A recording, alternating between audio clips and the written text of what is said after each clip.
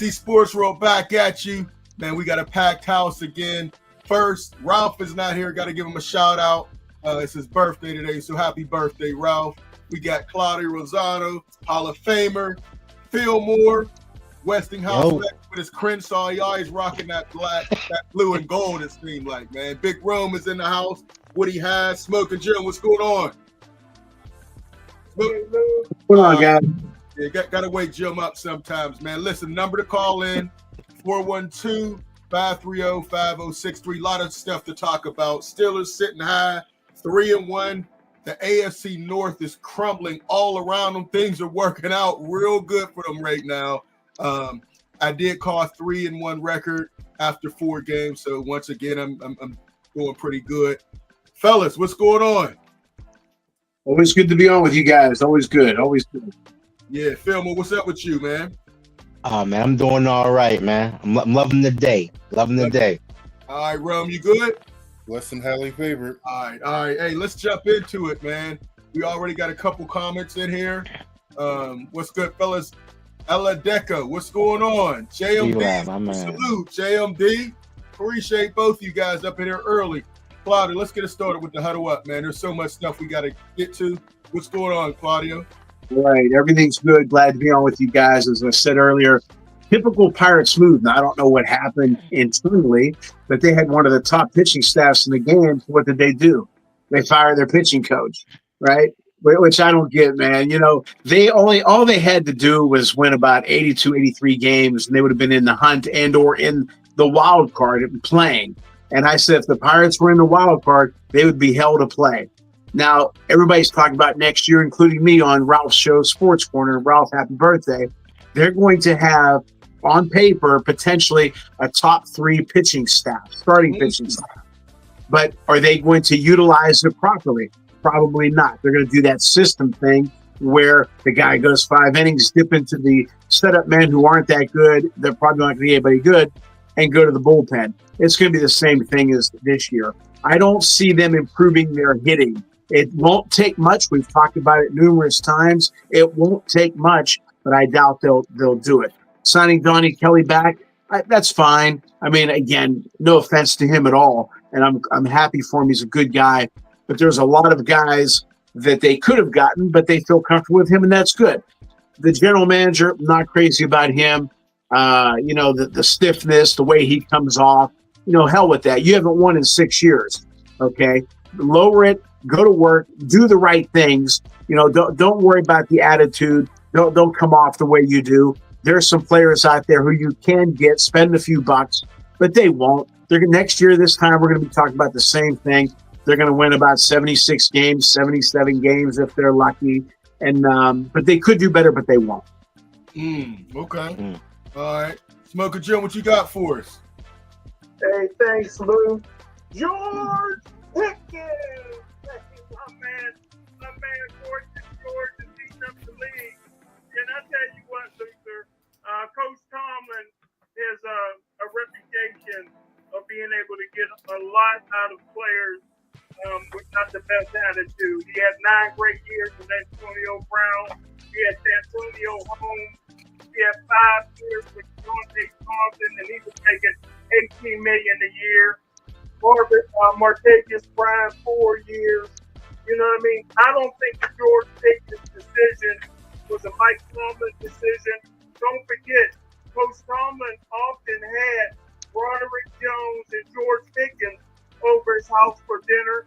Of course, the white media won't tell you that. Coach Tomlin's daughter goes to the University of Georgia, and it's because and part of the family's closest relationship with George Pickens. Hey, listen, in George Pickens' second year with the Steelers, he had 63 catches for 1,140 yards with Kenny Pickett and Mitch Trubisky. He had a league-leading 18.1 yards per catch. And I tell you what, man, I think Pittsburgh Steelers had him and DK Metcalf. You could pitch going in for the Super Bowl. And finally, Lou, I took a lot of heat by everybody. I want an apology from the whole world when I said the Dallas Cowboys got the best end of that trade with Micah Parsons. I think everybody agrees with me now. I don't agree. I don't agree with you.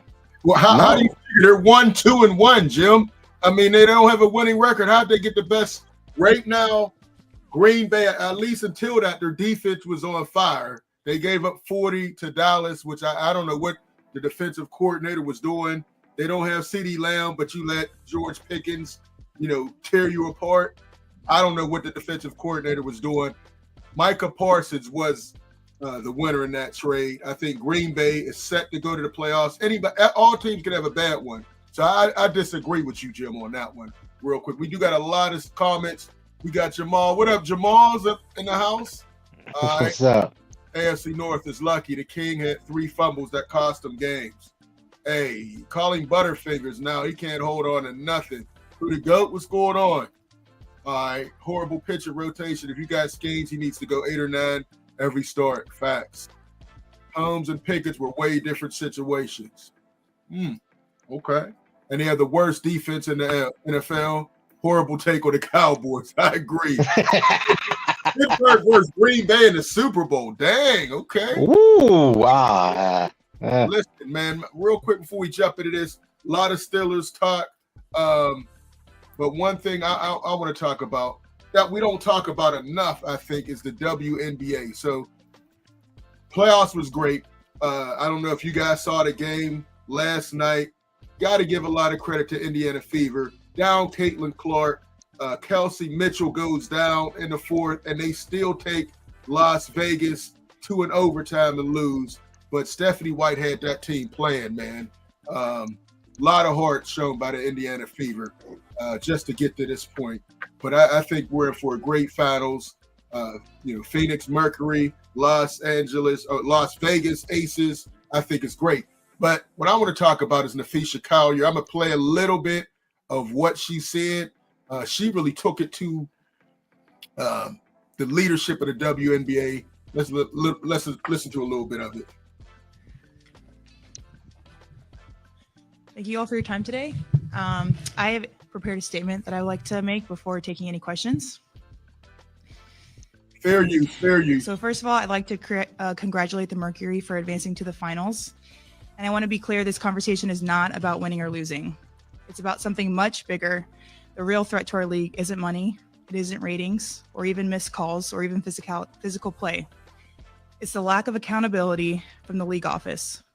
Since I've been in the league, you've heard the constant concerns about officiating, and it has now reached levels of inconsistency that plague our sport and undermine the integrity in which it operates. Whether the league cares about the health of the players is one thing, but to also not care about the product we put on the floor is truly self-sabotage. Year after year, the only thing that remains consistent is the lack of accountability from our leaders. Sorry, I had to walk here in my boot. I'm kind of out of breath. The league has a buzzword that they've rolled out as talking points for the CBA as to why they can't pay the players what we're worth. That word is sustainability. But what's truly unsustainable is keeping a good product on the floor while allowing officials to lose control of games. Fans see it every night. Coaches, both winning and losing, point it out every night in pregame and postgame media. Yet leadership just issues fines and looks the other way. They ignore the issues that everyone inside the game is begging to be fixed. That is negligence. At Unrivaled this past February, I sat across from Kathy and asked how she planned to address the officiating issues in our league. Her response was, well, only the losers complain about the refs. I also asked how she planned to fix the fact that players like Caitlin, Angel, and Paige, who are clearly driving massive revenue for the league, are making so little for their first 4 years. Her response was, Caitlin should be grateful she makes $16 million off the court, because without the platform that the WNBA gives her, she wouldn't make anything. And in that same conversation, she told me players should be on their knees thanking their lucky stars for the media rights deal that I got them. That's a mentality driving our league from the top. We go to battle every day to protect a shield that doesn't value us. The league believes it succeeds despite its players, not because of them. I have the privilege of watching my husband run a league where he has to balance 100 different things at once. I won't pretend the job is easy, but even with all of that on his plate, he always takes the time to reach out to players when he sees an injury, whether it's Unrivaled or even during the WNBA season. That is what leadership looks like. It's the human element.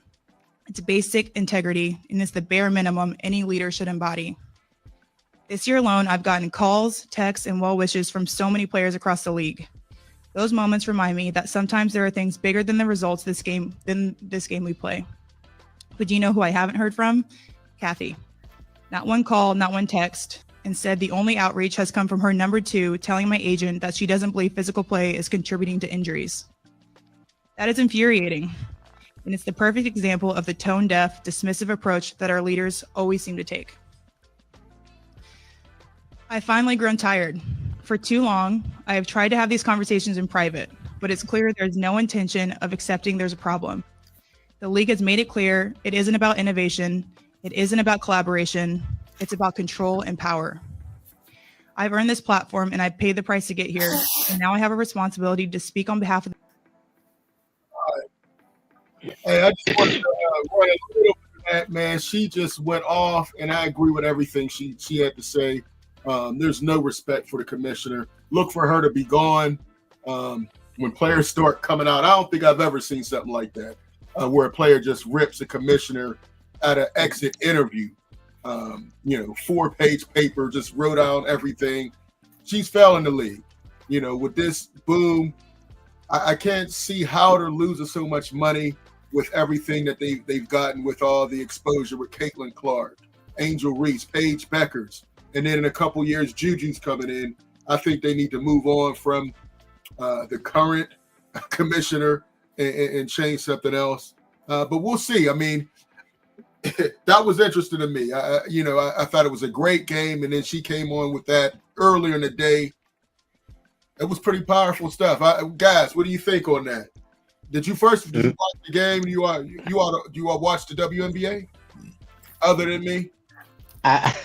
I do watch the W, man, and shout out to Asia Wilson, the only 4-time MVP in women's basketball history. She done passed Cynthia Cooper and everybody else. She's even to go over Cheryl Miller, who dropped 100 points. You know what I'm saying? So I got Asia to go to women's basketball, but it's out to the H's for that W. That was a hard fought win, but she's right. They've made money off of Caitlin Clark, off of Paige Beckers, off of Angel Reese and their beef. They've made money, so now they're finally in the black. Right. Finally, they're in the black. So now these women can stop playing basketball overseas during the off season, risking injury, and they can play them now, so they can train all year round and make a W a better place. But the commissioner don't want that for some reason. I don't know why. She's terrible. I don't watch the WNBA. I wouldn't recognize the commissioner if she was in front of me. But just from listening to that well-written letter, she wrote from her heart, as I always say. To me, first thing I think of is arrogance, ego, and that's the commissioner.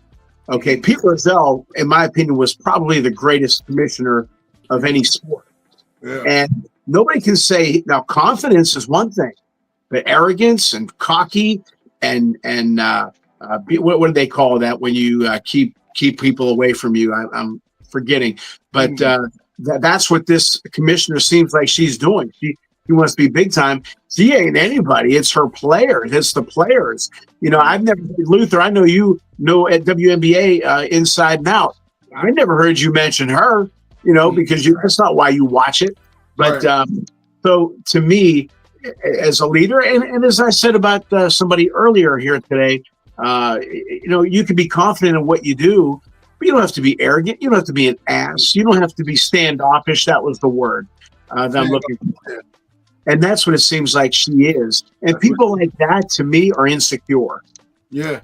Absolutely. Hey, Ellie, yes. Eli, yes, we do take calls. In fact, we have one now. Mark Brentley, you on the line? What's going on, Mark? Yes, sir.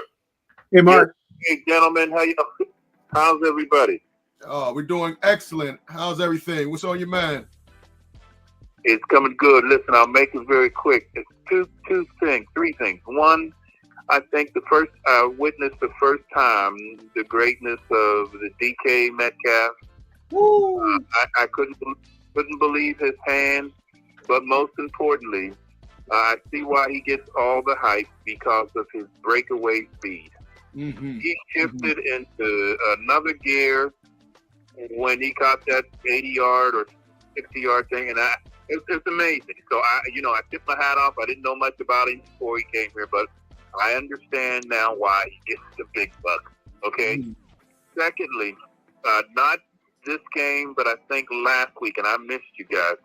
But when the Steelers played, and who was the punt returner for the Steelers that let the ball go back in the end zone? Yeah, it was the rookie Johnson, Caleb Johnson. Yeah. Well, listen, I am a Tomlin fan, but that is one thing I despise Tomlin about, because he always takes little guys and he will mention them by name at the press conference or when talking to the press as, well, he needs more development and he's a problem. DJ missed tackles. He got ran over the first couple of games. You never mentioned his name. You said the defense has got to do this. The defense has got to do that. And so I just don't like that.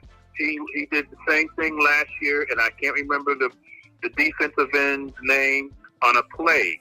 This defensive end came up and popped the receiver and hit him pretty hard, and the dude took a slow time getting up. Well, they then mentioned that in the press conference as if it was a cheap hit, or something that this guy did wrong. I don't know if they ended up getting rid of that defensive guy, but Tomlin harped on that again, and I think he may have been disciplined for that. You can't just pick on the little guys. If you're going to isolate folks in press conferences and point, then you got to be consistent about that. And so I didn't like that. And then finally, Claudio, this is for you. And I'm just curious of your opinion, but I'd like to hear everybody else's opinion. This issue that's in the news now about the Pirates fan that got drunk and fell over the railing, okay? And then they had in the news now where he's walking in hand with the guy who purchased a beer for him. And, of course, they'll get a smack on the wrist. But shouldn't we be talking about the elephant in the room on this issue? And that is a family event, and you're selling a beverage that can make you act like this, that causes this. You are responsible. You, meaning the Pirates, the management, you two sold it to him. And that takes me out of here, because you act as if, hey, this doesn't do anything, and it's okay, and it goes along with football, and it goes along with baseball. And I'm just curious your take on it, because I'm sure there's going to probably be a couple of lawsuits filed. The guys sustain, I think, some serious injuries. But what are you doing for management to pull back on the alcoholic beverages? I'd like to know your take on it, Claudia. Hey, Luke, thank you guys, man. Talk to you. All right, talk to you. Appreciate the call, man. Real quick, every show that you were on just about, you gave Luther, Jim, and myself a compliment about doing an NFL draft show, and we are working on that. So we will keep you updated on that. So anyway, as far as your question is concerned, I don't know all the ins and outs, believe it or not. The Pirates, I think whoever got him the beer, because I think the kid was a minor, if I'm not mistaken. Right. Whoever gave him the beer, you can't do that. I'm sure they went to the vendor, and the vendor probably checked the individual who was buying the alcohol. Let me see your license. He showed it to him. 23, 24, 25. Okay, here. Now he gave it to that kid. Now that is where the problem lies. So, they can sue the Pirates all day long, but I bet you that if that's the scenario that and again, I'm not well versed in that thing. All I know is that the kid fell, and they said that he had a few in him. But to blame the Pirates, I don't know. They've done a lot of wrong things, and this was one of their negative things that happened to them this year. But again, this is the scenario that I think happened. I don't know. But somebody gave that kid a beer. Obviously, somebody who could purchase a beer. So if there's responsibility, probably that guy who gave him the beer, but maybe he doesn't have the money to sue him, so they're going to sue the bigger fish. I don't know if that makes sense, but that's kind of my take on it. And really, at the end of the day, Mark, each and every one of us, we can blame, everybody for something. You have to take responsibility yourself. Absolutely. I know that's where I was raised. If it was my fault, it was my fault. If I made a mistake on the field or off, it was my fault.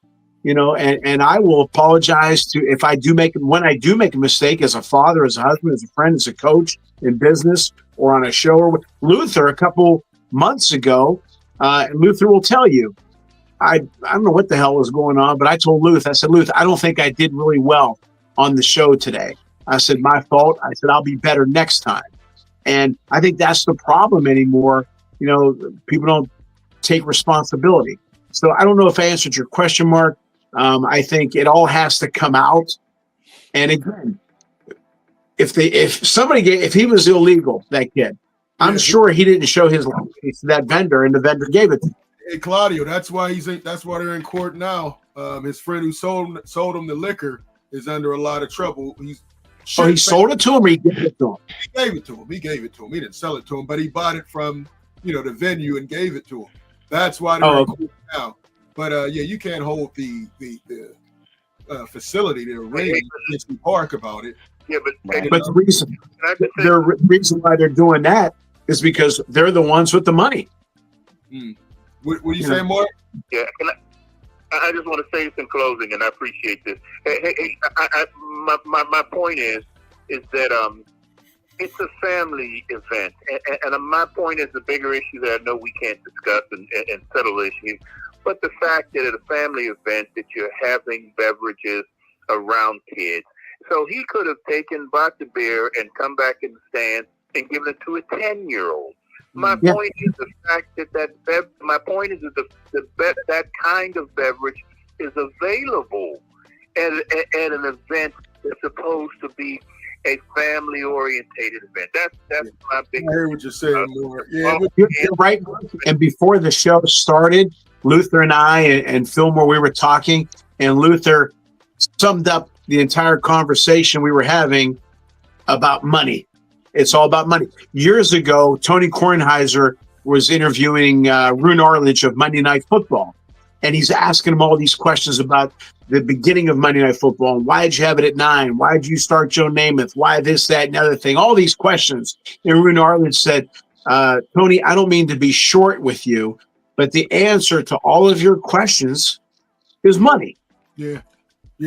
And they're even selling alcohol at college games now. So it's, college, pros, everything. So, we took some kids. Appreciate it, Mark. Yeah, Thank you, Mark. Thank you. This weekend, right. The kids got to witness some people who had a little too much to drink in the stands, unfortunately. So we'll see. Eli's back. He said he was 20. Yeah, underage. Parents won't get in trouble, but the kiosk management will. I'm not sure, because if he sold it to the adult, the adult gave it to him. So that's why that man's in trouble now. But nothing's going to happen to him. Hey, get a number to call, 412-530-5063. Let's jump into this. Big Rome and Smoker Drum, I ask you guys this first. Going back to the Steelers-Vikings game, Ireland, 9:30 game. Give me your thoughts. I think you had them losing, right, Big Rome?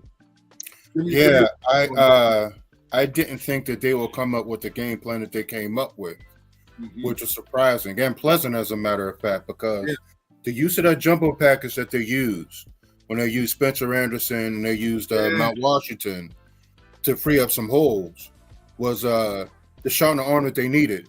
Because we've seen that Gainwell gained like about 91 yards. 99 yards. So think about that, and you got Warren back there who could break a lot more tackles. He probably would have put up a $120 easy. So I like the fact that they did that. That was a plus.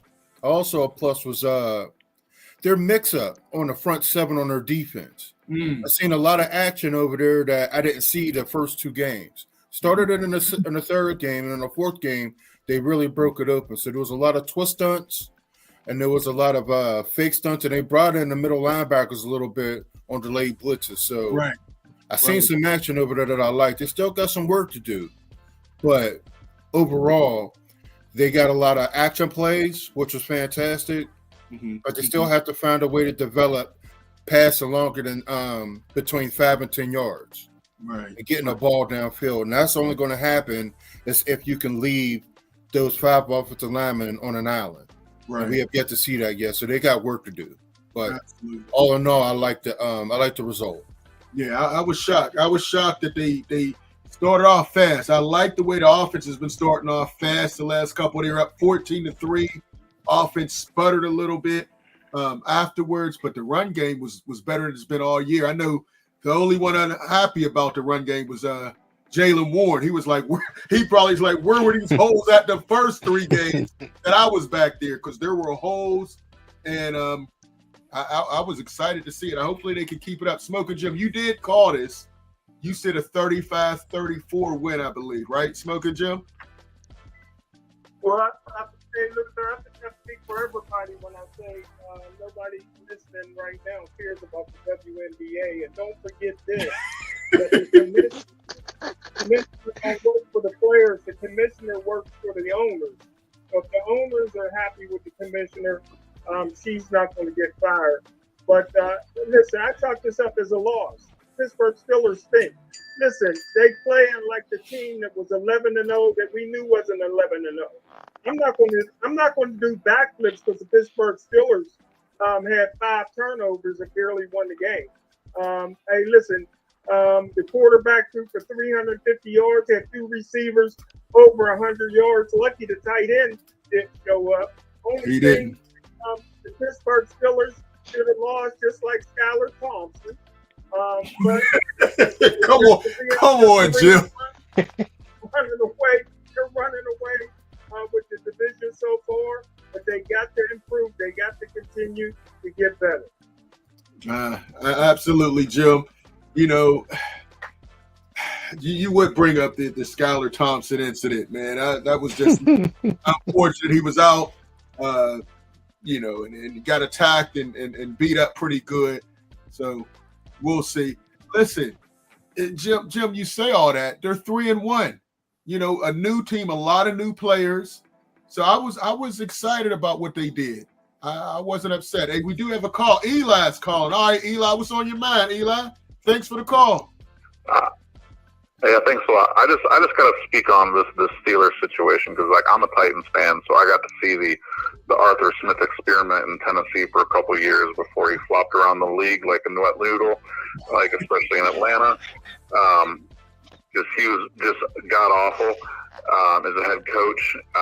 But I'm watching these Steeler games offensively, and I'm seeing Tannehill out there. I'm seeing Derrick Henry out there. I'm seeing what he did with our team. He really doesn't have much of a mind for change, and that goes back to the Titans versus Cincinnati, whereas the first play of the game, Tannehill threw that ugly interception on a stacked formation on the small side of the field.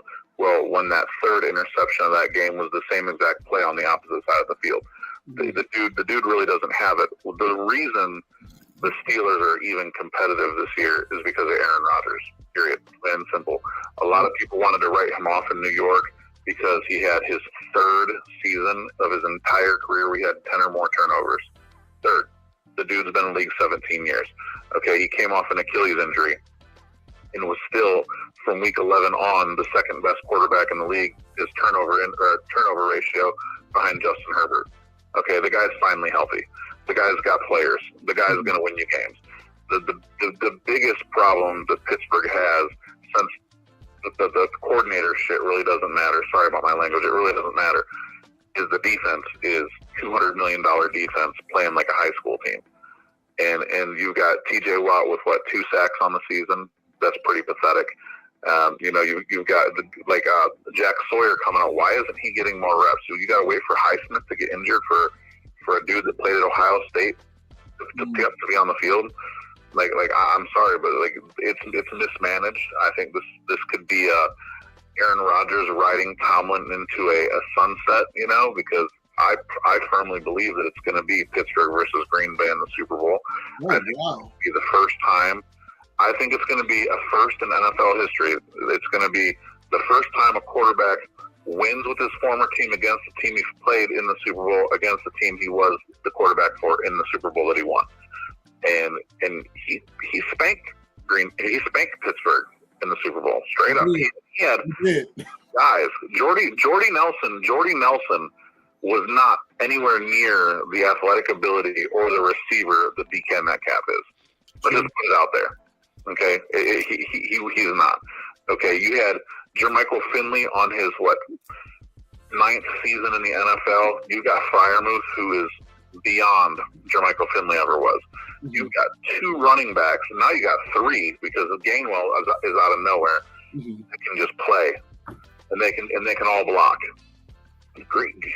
Aaron Rodgers didn't have a running back that could block in Green Bay until he got Aaron Jones, which was well after his Super Bowl reign. Right. After his 4 MVPs. I like your points, Eli. Question: you said you're a Tennessee fan, Titans fan? Only because of the great Eddie George. What are your thoughts on Cam Ward so far? It hasn't been good so far. I don't think Cam Ward should have been drafted in the 1st, 2nd, or 3rd round. I think a guy that quits on his team after he breaks a record and watches his team lose a bowl game from the sideline should not be ever considered to be a leader of a team. I think I'm sorry, but if I watch my quarterback sit on the sidelines and they were winning. They were winning before he went out. You're right. And then you watch your team lose. Oh, I got my record, dude. I'm cool. I got my record. You know what would have been more impressive is if you got your record, expanded on said record. Because if I want to break a record, I want to break it by more than 1.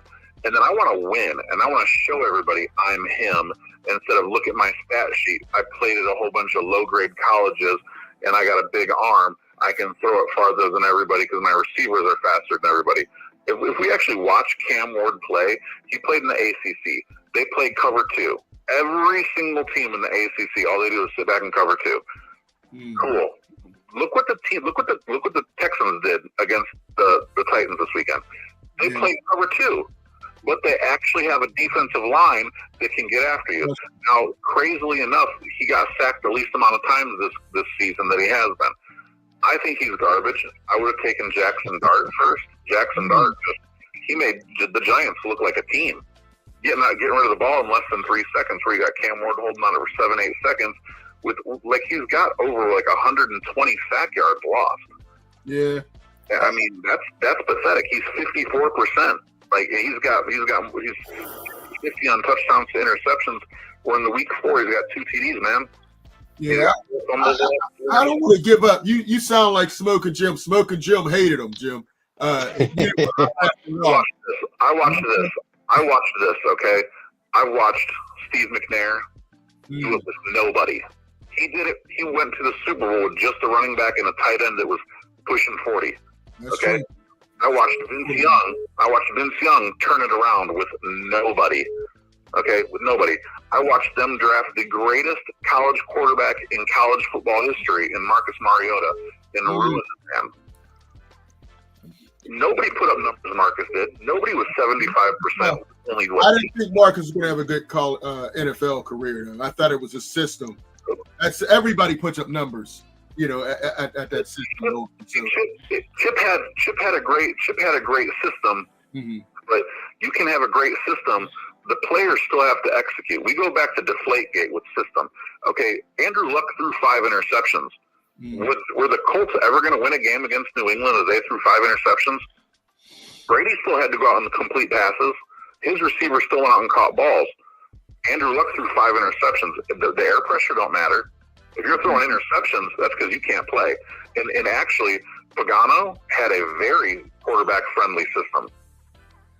That was tailor made. That was tailor made to get the ball out quick because they had no offensive line. He threw the ball 5 interceptions, man. The players got to execute. The coaches actually have to coach to the capabilities of the players they have. You can't have a guy that's like, oh, I want to run a system that we ran with Joe Burrow and that we ran with Peyton Manning, and then throw Cam Ward in there and expect Joe Burrow and Peyton Manning results. I got you. Hey, Eli, man. Hey, definitely. We appreciate the call, man. We have some other ones to get to, but we have that down. Pittsburgh versus Green Bay. I like that. I like that. We're going to hold you to it, Eli. Appreciate the call, buddy. Eli, great points. Great points. Yes. Thanks. You guys have a good night. All right, you two. Call again. Except for the Green Bay Steelers thing he was on. Yeah, I do like that. Hey, Smoker Jim, you want to add something to it? You've been kind of quiet.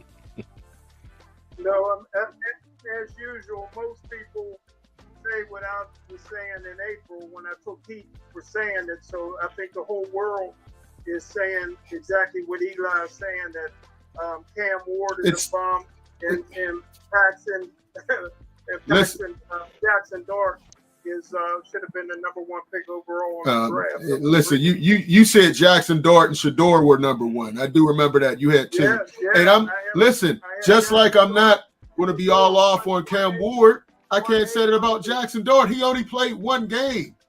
1 game. And he only threw for 100 yards. Well, you talk about people blowing up over that. Jeez, man. Scottaboo. Hey, Scottaboo, listen, I said I wanted the Steelers to draft him. I was on a campaign. And they let him drop to the 4th round. They picked Caleb Johnson in the 3rd round. That was a disaster. Imagine what they would look like with a Scottaboo in the backfield and Ward. And after a few more games, you'll say you wish they had drafted Jackson Dart, too. Yeah, well, we'll see. This quarterback draft is not looking so great so far, but it's early. So we'll see. Anybody else want to add these thoughts? We go to the next topic.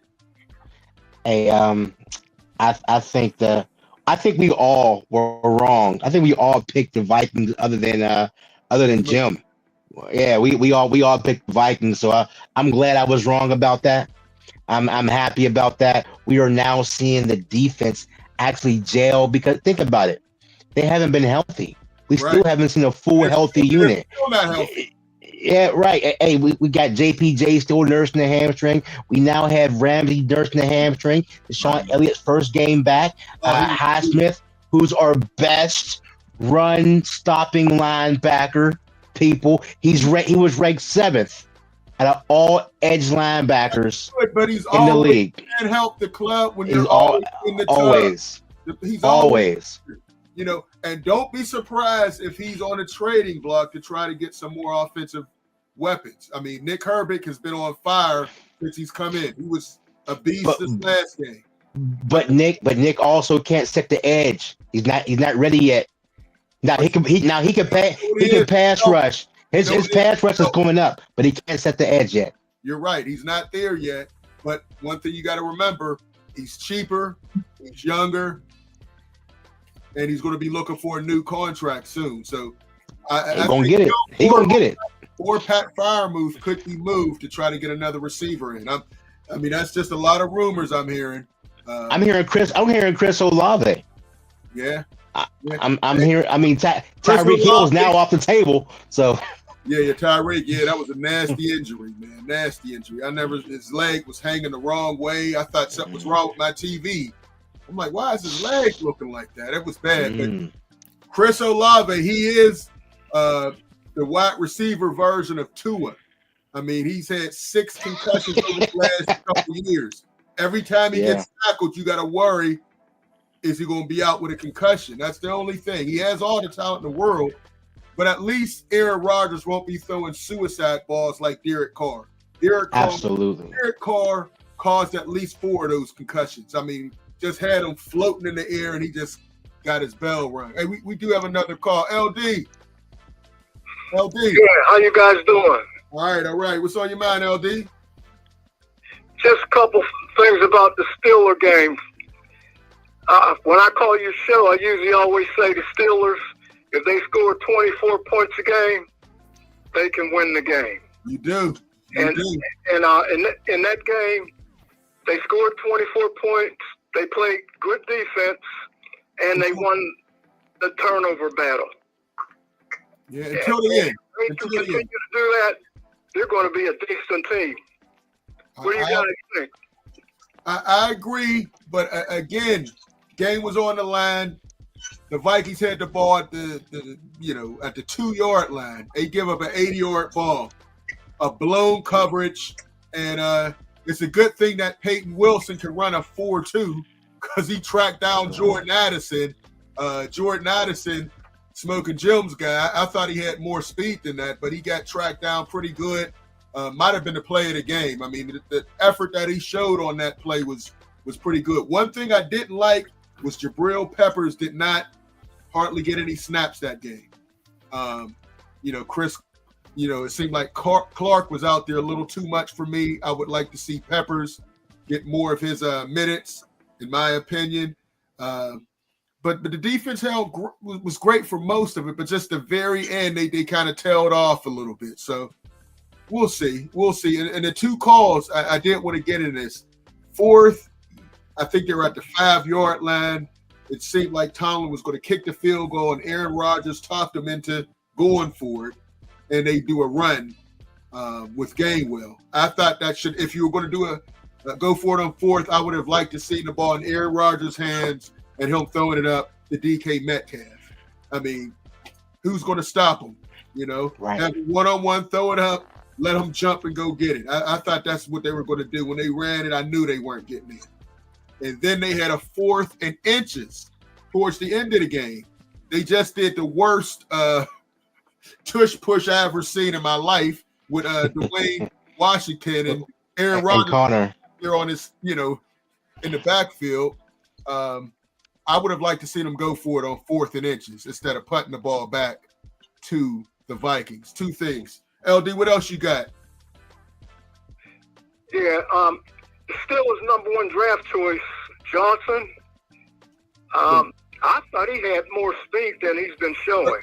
Third round pick, Caleb Johnson. Yeah, he wasn't a speed back. He was more of a power guy. I haven't even seen the power though. Yeah, I haven't seen much out of him either. LD, I have to admit, I have not. We need to see him get like 10 carries or more. If you get 10 carries or more, we could probably see something. But having 3 and 5 carries a game, 1 carry a game, we ain't gonna see nothing. We're not. We saw him get a bunch of carries in the preseason. He looked slow there. Now in the regular season, he looks even slower. I'm off him as well. He doesn't have it. It was a bad pick. They should have listened to us and picked Scatterboo. They would be in much better shape. This guy doesn't have it. I'm not sure how much he understands the game. In midget leagues, which we go to, guys know you have to get the ball on a kickoff. You don't just let it sit in the end zone. I mean, so I don't know, man. LD, what else you got for us? Just one question about the defense. Overall, you think the defensive team is a lot faster and quicker this year than, say, last year? I would say so. I would definitely say so. I mean, Jalen Ramsey on the team automatically. He's a hitter. He knows where he needs to be. I think so. Even I think the young defensive linemen, I've seen them make tackles running down running backs. Derek Harmon, Y.A. Black. I think they're, they added some youth and some more skills. So I do think they are a lot faster getting to the ball in a group. So I do like that, in my opinion. Anybody else?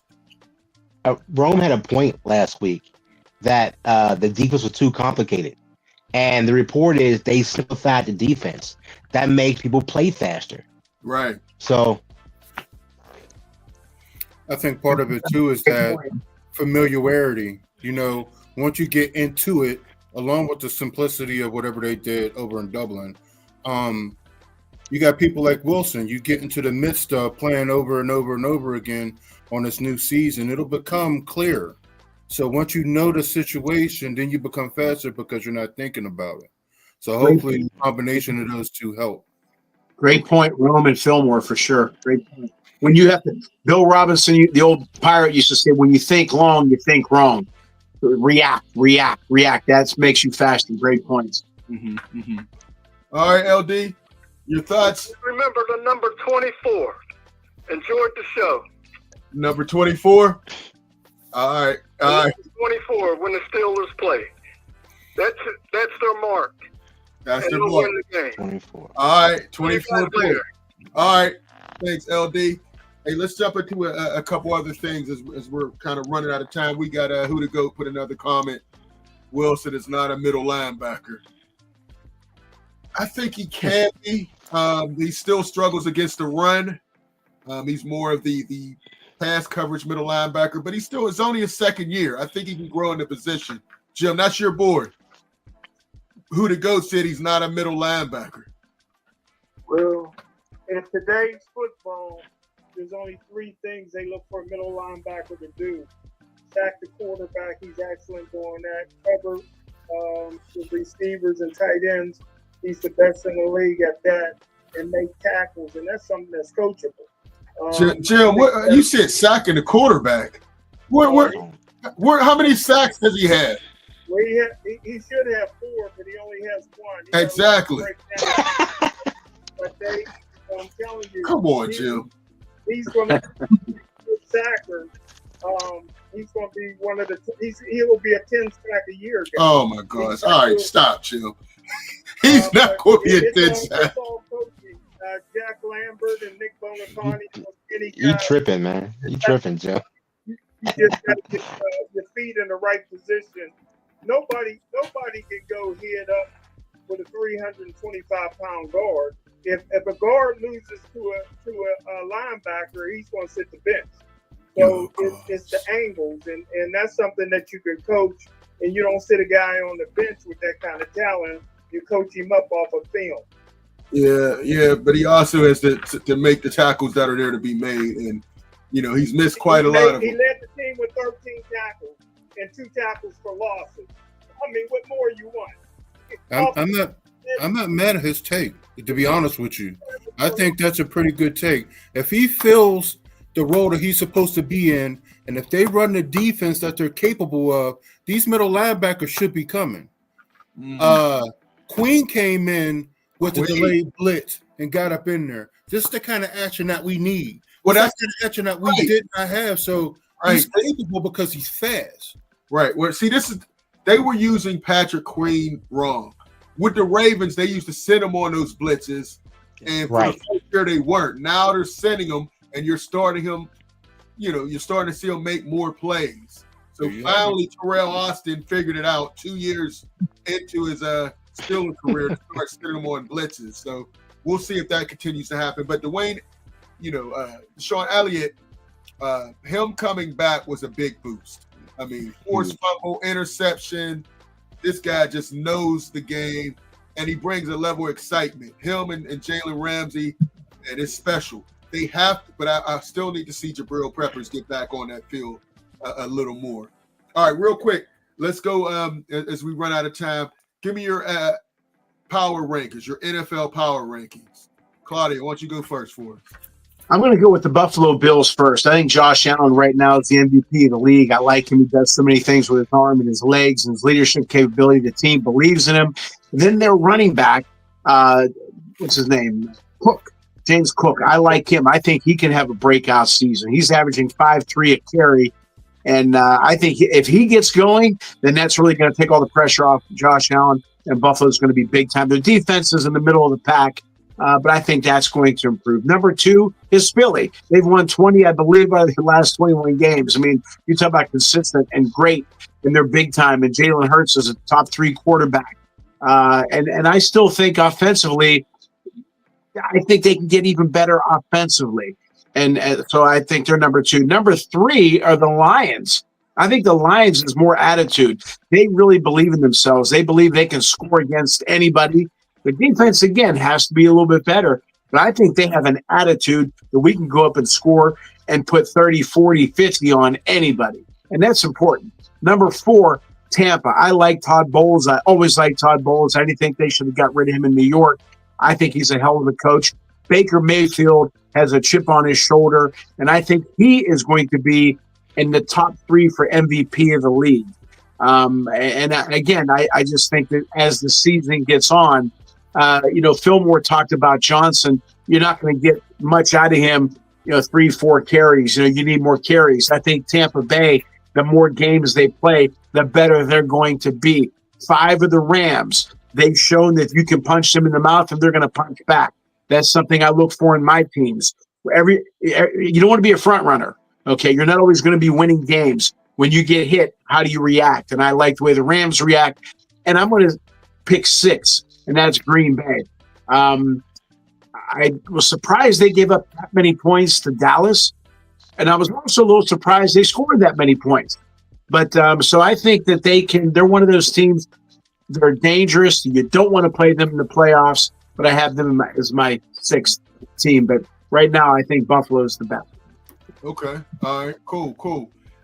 Eli's back. He said Hurts is the only quarterback without an interception. Yeah. Who'd it go? He has Green Bay, Philly, Bills, Lions, Tampa Bay. Okay. All right. Dallas is number 1 offense in the league. All right. Fillmore, who you got? What's your top 5? Claudio, I really like your 5. I do. But I'm going to flip something. I'm going to put Philly number 1. And for some reason, I know A.J. Brown, he's disgruntled, but I don't know if you're going to trade him or if he's just going to buck up and play. But, man, I got Philly as number 1. I do got the Bills as number 2. Everything you said, man, high-powered offense.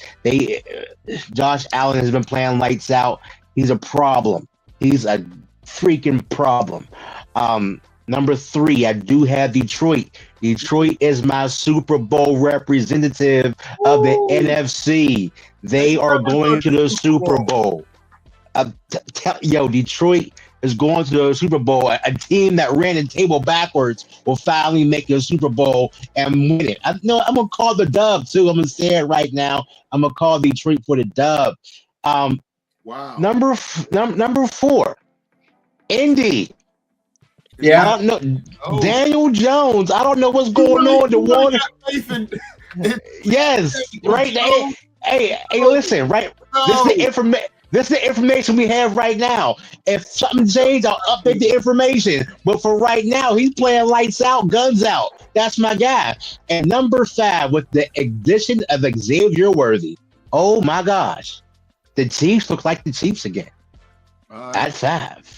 All right, Eli has the Eagles, Bills, Lions, Chargers. Nobody said Chargers. No, and the Rams at number 5. Wow. You like them West Coasters. Right. I got mine. I'm kind of like you. I have the Eagles. I have the Bills, number 2. Green Bay, number 3. I would have had them number 1, but giving up 40 to Dallas, I can't. Without CeeDee Lamb, I can't do it. Number 4, Dallas. The Lions are ready to go. That first hiccup at Green Bay seems like they got everything together. What they did to Baltimore, they're ready to go. Luke, you picked Philly because they have an Italian coach. There you go. Of course, Claudia. You know it. All right. Rams are winning games they shouldn't be. Yeah. Big Row. I got Philly with number 1. Okay. They haven't lost a game, and you don't dethrone the champs. I don't believe in that. Yeah. They still have the potential to do things, even though that they are not running on all cylinders at this point. So I still got Philly at number 1. I got Buffalo number 2. Okay. I think Josh Allen has the potential to win back-to-back MVPs. So I like what they're doing up there, especially their offense. Right. At Detroit number 3, they turned it up a notch last week, and this week they just look scary at this point. They're running on the motors when they had both of their coordinators last year. So they're looking pretty scary. I like the uptick of the Rams, and I'm placing them at 4. I like what they're doing right now, and I always believe in Stafford. So as long as Stafford does well, they are in motion to do some things. And my number 5 team is Green Bay. They had a hiccup, but past that hiccup, I don't expect them to be putting up 40 points or giving up 40 points to too many people anymore. So I think once they get the ball rolling defensively, they're going to be really scary. Okay. All right, Smoky Jim, what you got? Well, I never got the email, but off the top of my head, I got to agree with you guys that Philadelphia Eagles number 1. Clearly, the San Diego Chargers is number 2.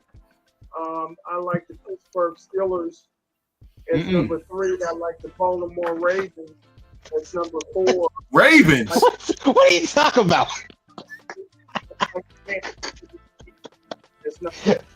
Hold on, Jim. You said the Oh. Ravens are 1-3, and Lamar Jackson is hurt with a hamstring. I like the Baltimore Ravens. Top five, yeah. Jim, you got to stop drinking before you come on the show or smoking or whatever you're doing, bro. That's ridiculous, We'll bro. see at the end of the year. Hopefully, you remember all the negative things. I mean, this is crazy, Jim. You've I been mean, apologizing the last few weeks. I won't so be- You might want to quit saying negative things about me. you might want to start saying things that make sense, Jim. Come on, man. All right, we got Frank Jackson is in there. He says Detroit is 1, Green Bay 2, 3 Philly, 4 Kansas City, and 5 the Bills. Wow, you got the Bills. Bills. Frank, Oh, okay. you're All right. one of 2 undefeated teams. You Okay. got 3 and 5. Okay, you got a lot of love for Detroit. All right, I just think, yeah, we'll see. We'll see. And the last thing we want to get to, man, I was disappointed to see what happened to Bud Crawford, man. You know, It was his birthday. He just got the key to the city, and a cop ran up on him and stuck a gun in his face. So, you know, I don't know what happened. Hopefully, that cop gets fired. But I mean, everybody knows who Bud Crawford. They just had a parade for him. You know, I want to see the tape that he was driving so-called recklessly. I mean, give him a speeding ticket. Take him out with a gun in his face. I don't know if you guys saw the video, but wow. There's no situation where something like that should come to pass. Right. And the more things change, the more things stay the same, man. I was disappointed, man. You know, no reason, no traffic stop should ever end like that. Go ahead, Jim. What are you going to say? Well, one thing we know, he's not the Tulsa King.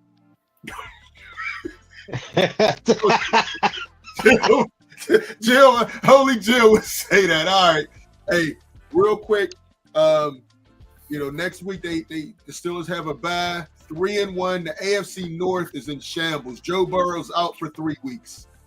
3 months, I think. Lamar Jackson has hamstring issues. The Browns are the Browns. They're bringing up Dylan Gabriel. Real quick, you guys think Shedeur Sanders will get a start at Cleveland? Or do you think somebody may make that trade for him?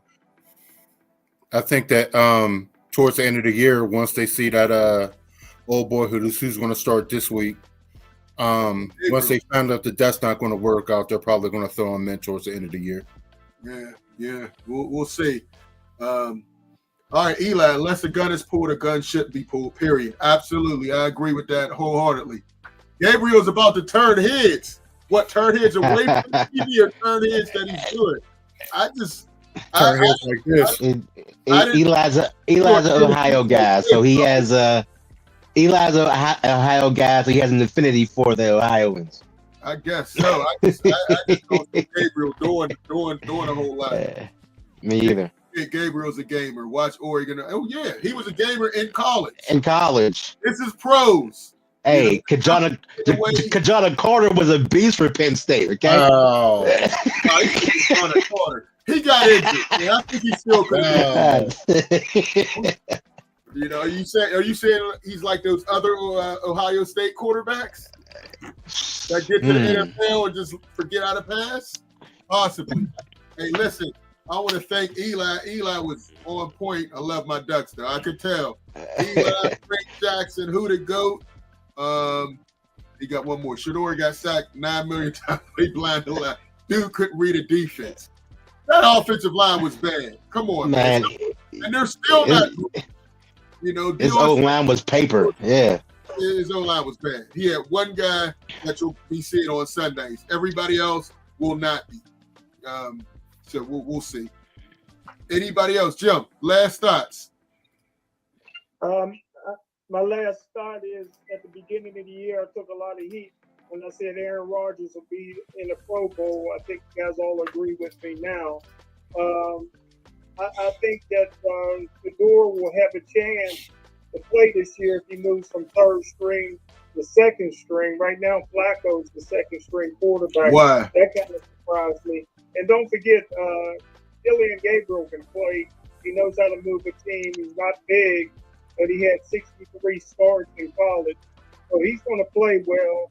But so Shedeur, if Gilliam gets hurt, and don't forget, Watson may be back. before the end of the season. So, Watson won't touch the field. I guarantee Watson will not touch the field. All three of them would have to have season-ending injuries for Watson to touch the field. Watson's going to touch something. It won't be the field, Jim. It won't be the field. That's one thing. That was a good one, Joe. That was a good one. I like that.